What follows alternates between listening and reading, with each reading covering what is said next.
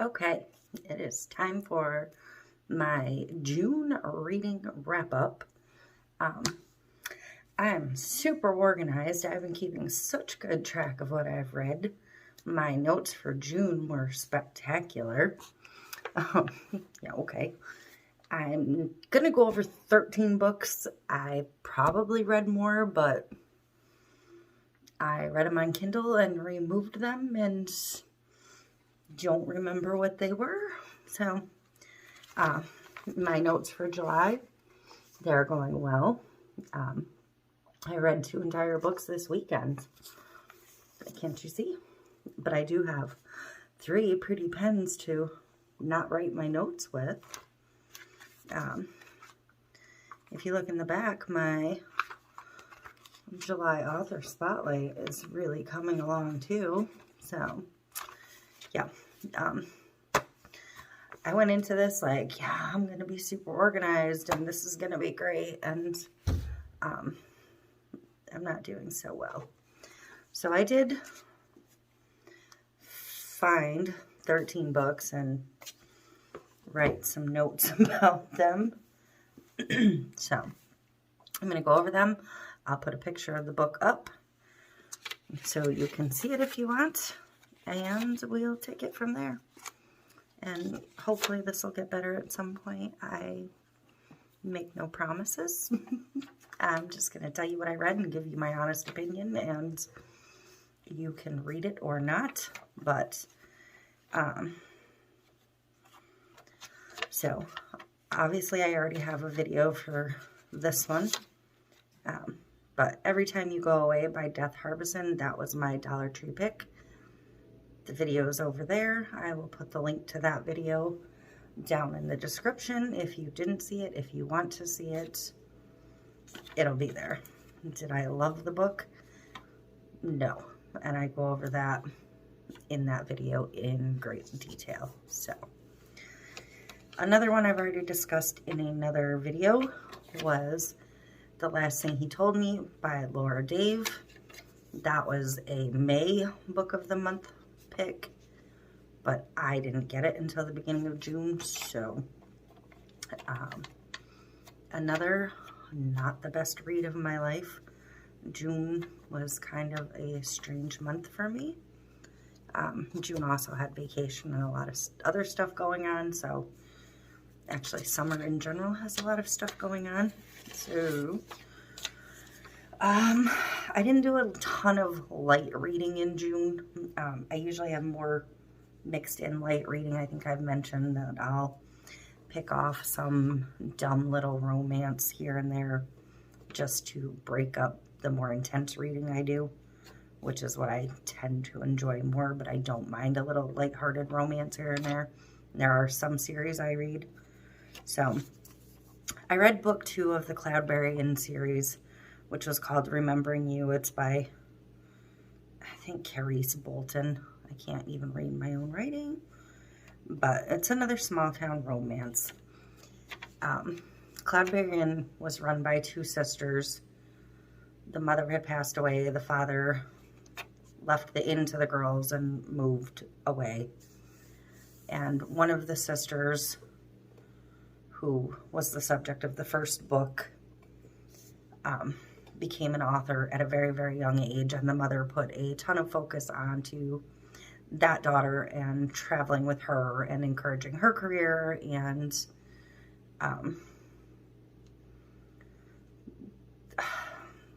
the other sister, one of the other 2 sisters, Vera, had some resentment towards Samantha. And in book 1, Samantha comes back, and it's all about Samantha's return to Cloudberry Inn and how that's handled.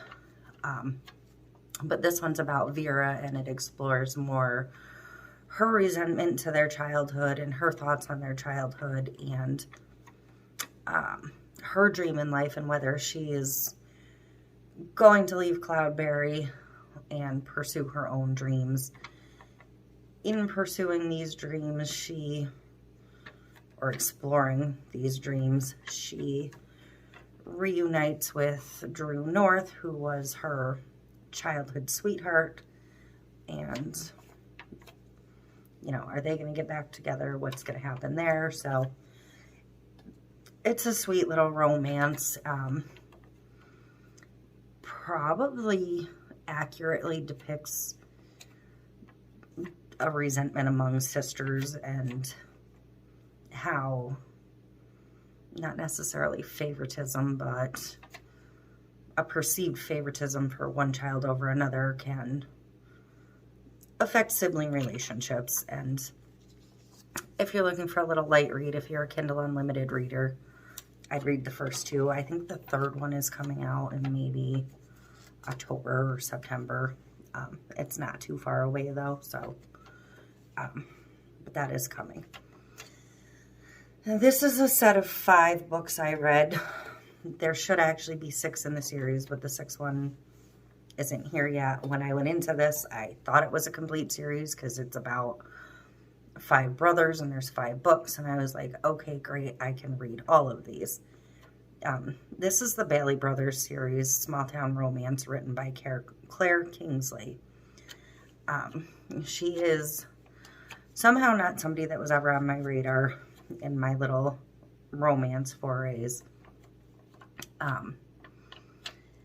Her husband unexpectedly passed away, and it kind of went around the reading community to support her by going and buying a book, or, you know, downloading a bunch of books on Kindle Unlimited, or whatever the case may be. So I kind of took a break from my other reading, and somebody in one of my other favorite authors groups on Facebook had suggested starting with this series. So I was like, oh, great, there's 5 of them, there's 5 brothers. I'll be able to binge it and read them all.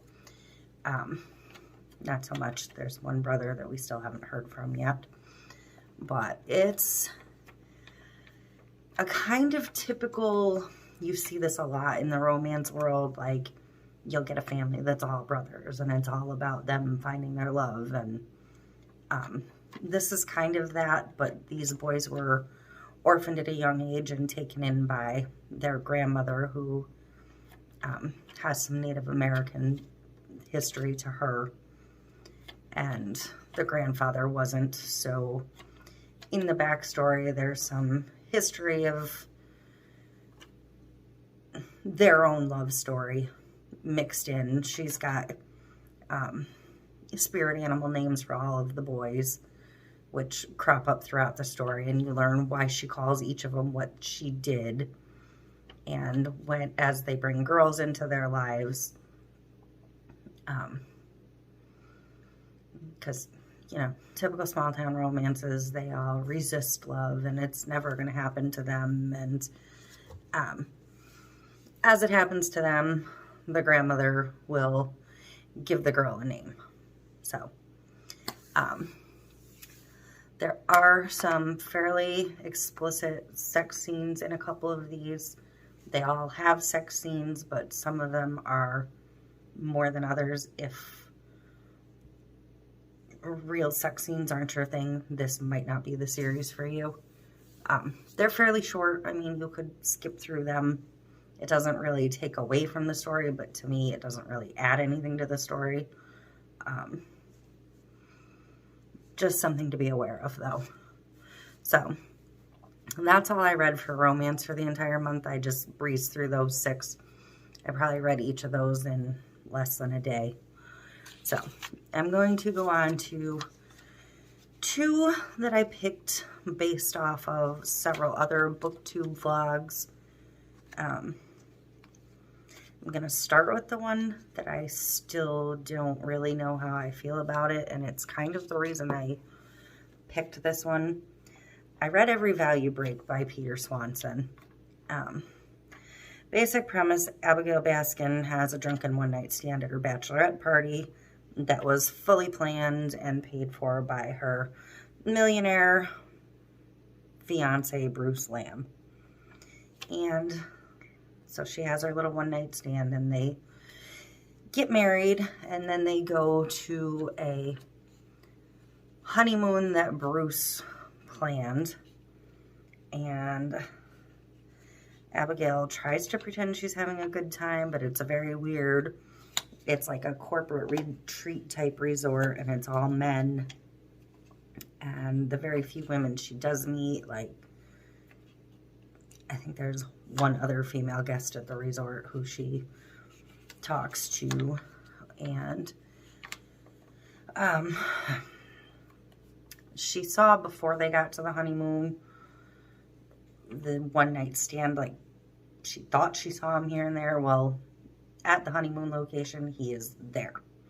In her face there, and she gets uncomfortable and has an internal struggle as to whether she should tell Bruce or confront the man. And at this point, this book gets really unbelievable and weird, and maybe shit like this really happens in the upper crust. I have no freaking clue. But it was a good read. It was a fast-paced read, but the story was just completely ridiculous, and the way the entire thing unraveled from there was completely unbelievable. So I don't necessarily know that I would recommend this. I read it just because this book either gets a 1-star review or a 5-star review. Like, people either hate it, or they love it, think it's the best thing ever. So, and a lot of the 1-star reviews don't even believe that Peter Swanson actually wrote this book. So I kind of wanted to, I've read other stuff by him, and I kind of wanted to read it for myself and make my own judgments. And well written, fast paced, sure, but a good read, I don't really think so. So I don't even know what I would give it for a star rating if I had to, because 1 minute I'm going to give it a 1, and then for other reasons I'm going to give it a 3 or a 4. So I'm probably going to say somewhere around a 2. This was not a Kindle Unlimited read. This was a purchase I made. And, yeah, I kind of want my money back. So, to me, wasn't worth it. Don't really recommend it. But I do understand what the big deal about this was when it came out. So the other purchased book I had, based off of other recommendations from other vlogs I'd watched, was The Cousins by Karen McManus. All right, so Millie Aubrey and Jonah Story are all cousins. They've hardly met each other. They don't really remember each other or their aunt and uncles, respectively. They are the 3 children from 4 siblings. One of the siblings didn't have any children, but none of the 3 cousins have ever met their grandmother. She's like a recluse that owns this high-end resort on an island outside of Martha's Vineyard. You know, high-end Massachusetts lifestyle for the wealthy. The grandmother wrote all of the siblings out of her will when they were in their late teens, early 20s, and has had 0 contact with them since. Everything was handled through her lawyer.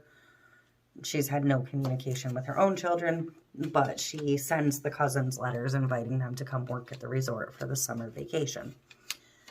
So the parents basically tell the children that there's no choice.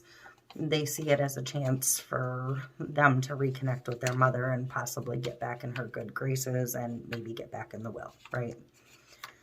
So the cousins go to the resort and start their respective jobs, and it all kind of gets dark and turny from there. Not the most fast-paced story, but I did enjoy it. I would give this like 3.5, 4 stars. It does have a satisfying conclusion. It does twist and turn along the way. things happen that you don't necessarily expect, but it also is written a lot from the perspective of 3 college co-eds, so maybe not the best reading for me, but I did enjoy it. It was interesting. I don't really want to spoil anything, but this one I would recommend. Maybe another, like, if you can get it from the library, borrow it. I wouldn't go out of your way to try and find it, though, but I did enjoy it. So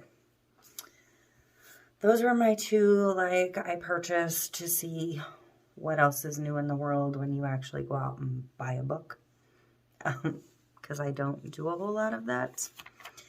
So next up, I have a trio, and this is the last 3 of my FBI girls.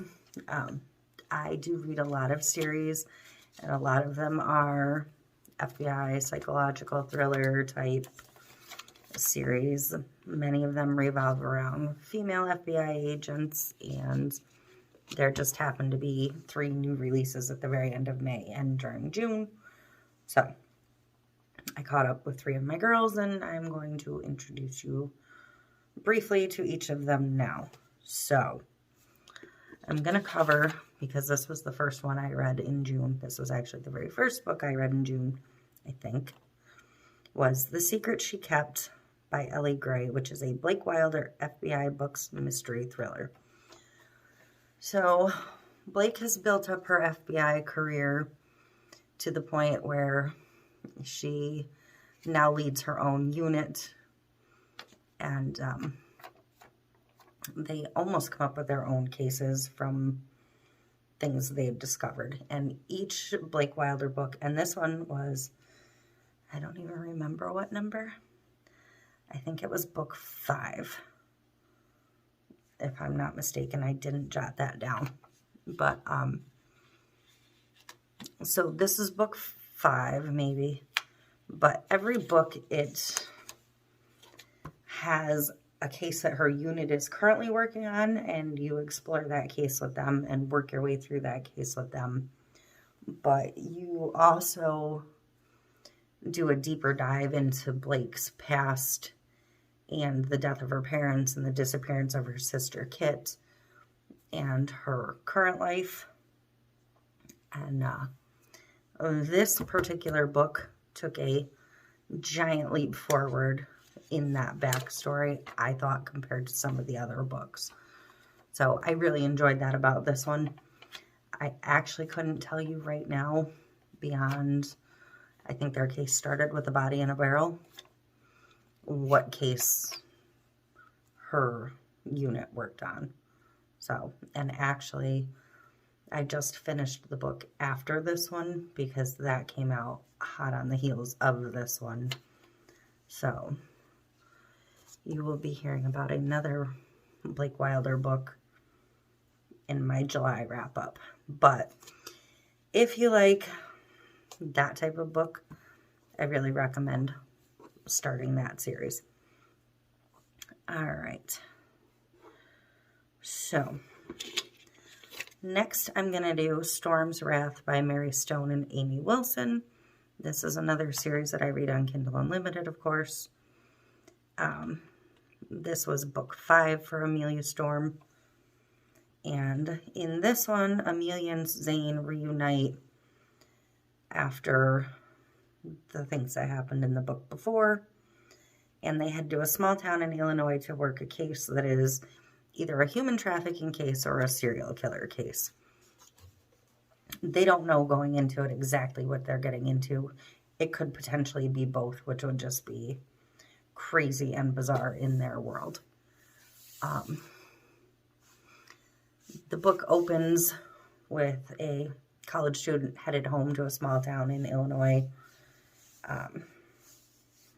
who gets abducted, and then it moves into Amelia and Zane getting called into the briefing and working with another unit as body parts start to be found in a certain area. So, and it uncovers a lot from there and unravels a lot from there, and you find yourself rooting for this abducted girl and hoping she's not part of this mess that Amelia and Zane are investigating. And yeah, it's a wild ride. It was actually a really good book.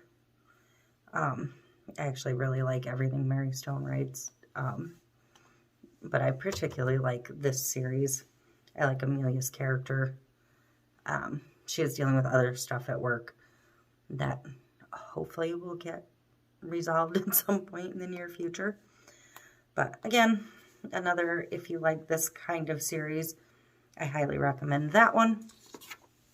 And last up, I have Such a Good Girl by Willow Rose, an Eva Ray Thomas mystery. This was book 9. Eva Ray is an FBI profiler who doesn't really work full-time for the FBI anymore because she's home with her own kids and dealing with her own kind of mixed up family life, which weaves in and out of her story as well. But she gets called in by her former boss to come interview a witness in a very high-profile case, and the witness says that they'll only talk to Eva Ray. But the case is a media mogul is accused of murdering a young girl that was seen falling from his balcony by 2 police officers who just happened to be on the street at the time. When they got up to the apartment, he was there, and there's this mystery witness that gets Eva Ray called in, and when Eva Ray gets there, it's somebody she doesn't expect to see and doesn't want to deal with, and she says no, she's not going to help, but Eva Ray can't ever leave a case behind. That's why I say she's semi-retired, and it's part of what causes problems in her personal life is she can't let a case go. So this mystery witness weaves throughout the story, and Eva Ray chases it. So you do eventually get to a conclusion, but it's not necessarily what you think from the beginning. It's a dark story of things that happen when there are people in power and people not in power and jobs being threatened. And it's an interesting read. And at the end of the story, Willow Rose explains why she wrote this story and how it correlates with her personal story. And I don't want to get too much into it without ruining the book. But if you read this one, if you read the Eva Ray Thomas stories, definitely make sure you read her little afterword, because it'll give you a little insight into her personal life and where this story was born from. So that's all I had for June. Like I said, there's probably other things I forgot. Sometimes I read through a book so fast that I don't really even remember reading it. Like, those are the insignificants. But I'm going to start working on my list for June, or July, excuse me. And I am currently reading my Dollar Tree pick. It's actually not too bad so far. I'm only about 35 pages in, but hopefully it won't take me too long to finish. And then I can get to my book of the month, and hopefully I can get an author spotlight worked up. I have 2 in mind. I can't decide which one I want to go with. They're both pretty easy for me to run through. Very much lesser known for the most part, but that's okay. So, that's all I have right now. So I will be back with the next one. Happy reading.